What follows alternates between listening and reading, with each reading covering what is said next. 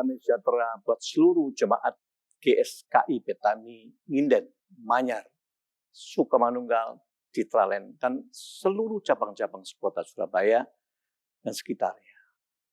Saya ucapkan selamat berjumpa kembali di dalam acara Masih Ada Tuhan. Saudara, mari kita cek kehidupan yang hari-hari ini terjadi.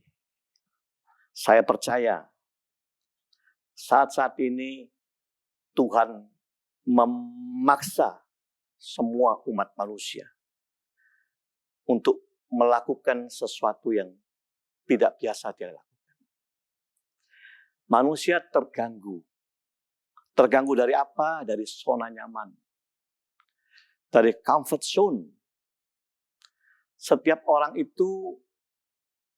manusia itu punya sebuah framing, figura.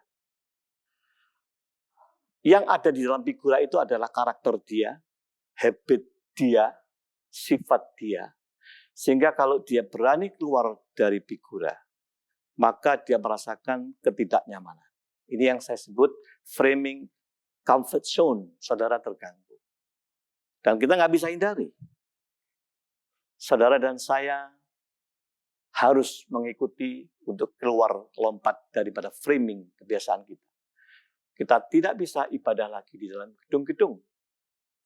Kita harus stay at home, berdiam di rumah masing-masing. Dan ini berlaku untuk seluruh manusia di muka bumi ini. Sebab apa? Sebab ada ancaman. Ada ancaman kematian. Sebuah benda kecil, molekul yang kecil, yang nggak bisa tahu kalau dilihat mikroskop, tapi harus pakai mikroskop mikro baru dia kelihatan. Virus COVID-19.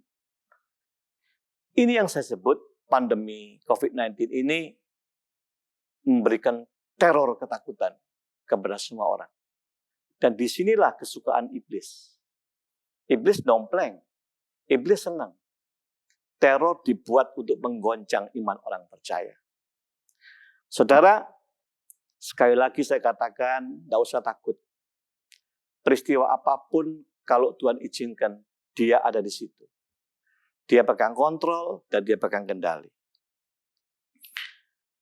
Hari-hari ini manusia semua perlu kepastian, jaminan keselamatan. Jaminan rasa aman. Jaminan ketenangan hidup. Dan maaf, banyak orang percaya lupa keberadaannya. Sebab firman Tuhan sudah mengatakan baik perjanjian lama maupun perjanjian baru. Tertulis dalam Ulangan 31 ayat 6 dan Ibrani 13 ayat 5b. Dikatakan dengan kalimat yang sama. Perjanjian lama menulis, aku tidak akan membiarkan engkau dan meninggalkan engkau. Tapi di Ibrani ditulis yang sama dengan tambahan kata, aku sekali-kali tidak akan membiarkan engkau dan aku sekali-kali tidak akan meninggalkan engkau. Saudara paham? Kita harus paham. Kita bersyukur hidup di zaman ini. Kata sekali-kali tidak itu berarti sama sekali tidak.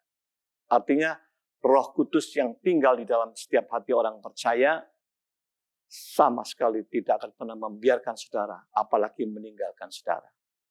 Memang kebenarannya adalah Roh Kudus itu permanent dwelling in you, tinggal permanen di dalam saudara. Bersyukurlah kita keadaan ini. Ini jaminan Tuhan, kebaikan Tuhan, anugerah Tuhan. Kita seringkali lupa bahwa hidup kita ini ada Roh Kudus. Tak pernah meninggalkan saudara dan saya. Jadi mari kita menyikapi secara baik. Kita akan memahami secara benar bagaimana realisasi campur tangan Tuhan dalam perkara ini. Sekali lagi, kalau ada Tuhan izinkan, berarti dia punya maksud, punya rencana yang indah di balik semua. Saya ingin ajak saudara membuka di dalam Roma 8 ayat 28. Sebuah ayat yang tidak asing lagi. Allah turut bekerja dalam segala sesuatu untuk mendatangkan kebaikan bagi mereka yang mengasihi Dia. Saya berhenti sampai di sini. Saya ulang, saudara. Allah turut bekerja dalam segala sesuatu. Artinya Allah terlibat di dalam perkaramu. Perkara ekonomi, perkara kesehatan, perkara keluarga, apa saja. Dia terlibat.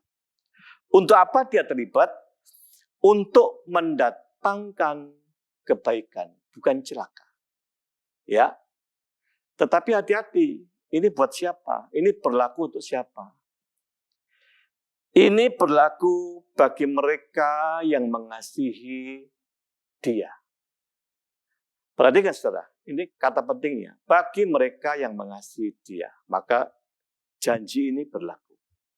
Oleh sebab itu, mari kita selami secara benar. Apa maksud mengasihi Dia? Biarlah firman dilengkapi oleh firman. Di dalam Yohanes 14 ayat 21a dan 23. Tertulis, barang siapa memegang perintahku dan melakukannya, dialah yang mengasihi aku.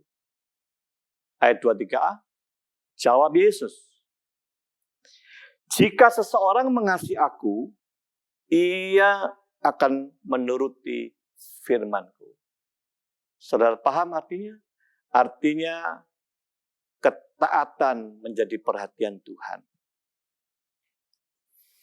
Jadi janji ini berlaku, Allah terlibat dalam perkaramu untuk mendatangkan kebaikan bagi siapa? Bagi umatnya yang hidup dalam ketaatan. Dalam ketaatan, saudara. Oleh sebab itu, mari kita sadari bahwa apa yang tertulis bukan sesuatu yang murahan. Di balik semua itu, Tuhan juga ingin mendidik saudara dan saya, ingin jadi baik. Saatnya buat kita, perhatikan dong hidup kita. Hiduplah taat, sebab itu kerinduan Tuhan. Ketaatanmu merupakan kunci untuk membuka janji-janji Tuhan. Tidak ada yang lebih dari itu. Mari saudara, saya ajak seluruh jemaat GSKI, Petaninginden, Manyar, Citraland, Sukomanunggal, dan seluruh cabang-cabang sekota, Surabaya, dan sekitarnya. Hiduplah. Komitmen. Belajar dalam ketaatan. Sebab itu yang Tuhan rindukan. Percuma kita lakukan semuanya kalau kau tidak punya ketaatan. Amin.